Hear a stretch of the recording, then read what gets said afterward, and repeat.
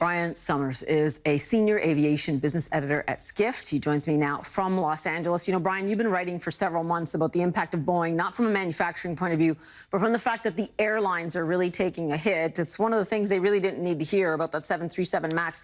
Where do you think that's going in terms of the ripple-down effect over the next several months?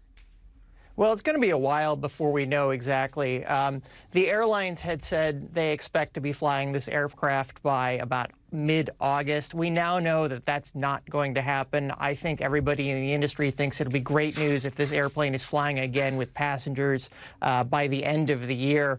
And even that might be kind of a bold prediction.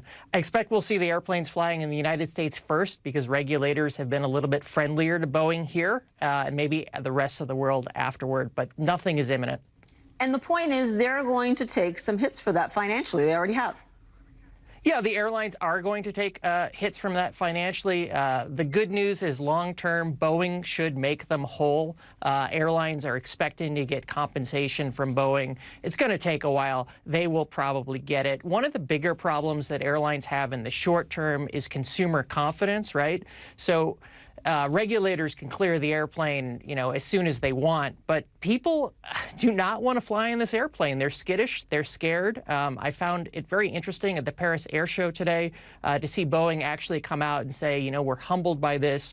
We're surprised. You may remember a couple months ago, they took a very harsh stance. I do. So it's been a big change for them. Yeah, it has been a big change. And I have to say, you're absolutely right. I think any one of us flying, even though we're not flying the 737 MAX, we are looking a little bit more closely at what we are flying and making inferences from that. Going on to Lufthansa, we just had that profit warning. What's at work there? I know they say it's a low-cost environment, but it's not like they haven't played in that playground for a long time. It seems that they have forgotten the rules somehow. Why? Why so much pressure?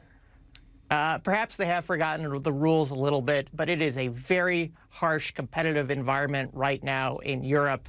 Lufthansa has a low-cost subsidiary called Eurowings. Eurowings attempts to compete with EasyJet, with Ryanair, but Eurowings has not been very successful at that. So they're all out there chasing the same customers with like these 39 Euro flights between major cities, and it is really hurting Lufthansa Group. The interesting thing is, despite the profit warning today, Lufthansa Group came out and said long-haul routes to the United States, to Europe, they're doing just fine. But, you know, Frankfurt to London, that is a disaster right now.